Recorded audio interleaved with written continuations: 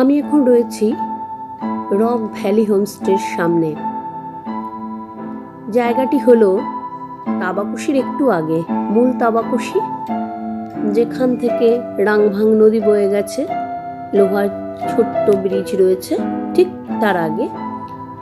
মূল তাবাকুশি প্রবেশের একটু আগে ডান দিকে বেঁকে গেলেই বড় বড় হরফে লেখা রয়েছে রক ভ্যালি হোমস্টে। অসম্ভব সুন্দর জায়গা, শান্ত পরিবেশ, মাঝে মধ্যে নানা ধরনের পাখির ডাকও শোনা যায় এখানে।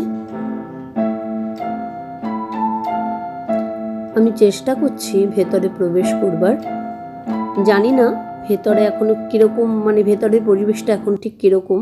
ওখানে একটু আগে বোর্ডার ছিলেন, ওনারা বেরিয়ে গেলেন আমাদের সামনে থেকেই, বোল্ডার বেছানো পথ।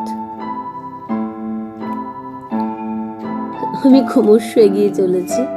নাইস, বাহ, ফিশিং এরও ব্যবস্থা রয়েছে এখানে, যখন তখন বসে পড়া যায় ফিশিং এর জন্য।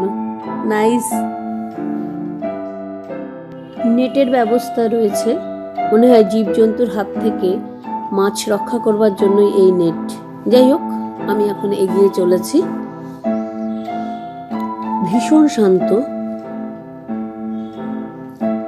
একদম নিরিবিলি, একান্তে একদিন অনায়াসে কাটানো যায় এখানে।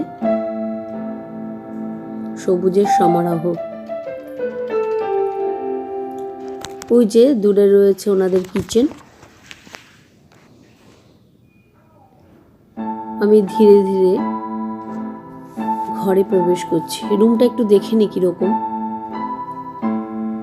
বাহ, পাশ দিয়ে রাংভাং নদী, ওপাশে জঙ্গল, অরণ্য। যারা ভালোবাসেন না, তাদের পক্ষে এই জায়গাটা ভীষণ উপযুক্ত। ঘরটা বেশ বড় সড়ো, টেবিল ফ্যানের ব্যবস্থাও রয়েছে, তার মানে হালকা হালকা গরমও পড়ে হয়তো।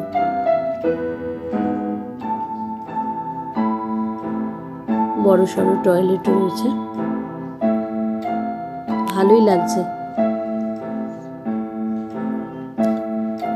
অরণ্য অর্থাৎ জঙ্গল উপভোগ করবার জন্য একদম উপযুক্ত প্লেস, এটাও স্বীকার করা যাবে না।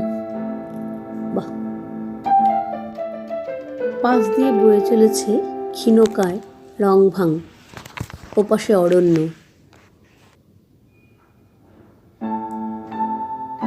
ভীষণ শান্ত পরিবেশ, আমার তো ভীষণ ভালো লাগছে। সামনে রয়েছে কার পার্কিং এর জায়গা।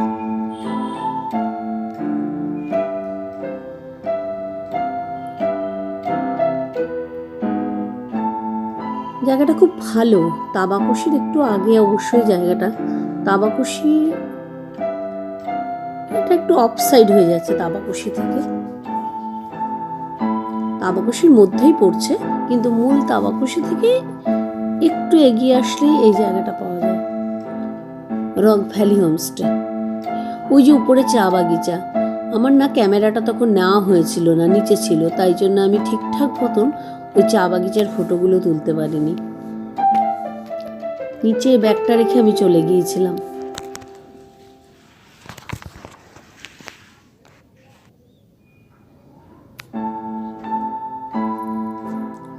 ওনারই প্রপার্টিটা পুরো। দুজনে গল্পে মশগুল। ভালো, সামনে বসে রয়েছে সম্পূর্ণ অরণ্যের মধ্যে, একদম একটা সাইড। আমরা তো বুঝতেই পারছিলাম না যে এই জায়গাটা যে এত সুন্দর হবে। তাবাকুশিদের থেকে না ওয়ান নাইট এখানে থাকা যায়। একদিন এখানে থাকলাম আর একদিন কি দুদিন তাবাকুশি। কত ছোট ছোট ফুল ফুটে রয়েছে।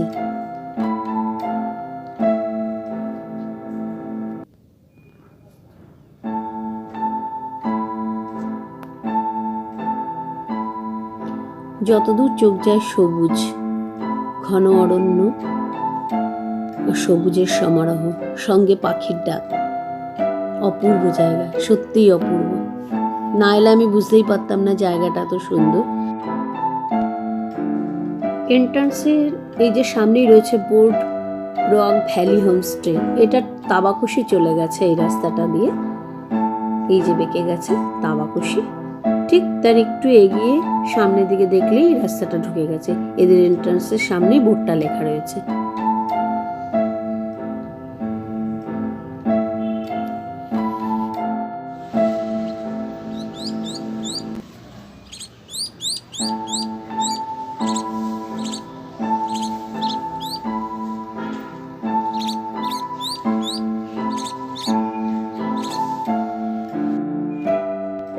চা বাগিচার রাজ্য হলো তাবাকুশি।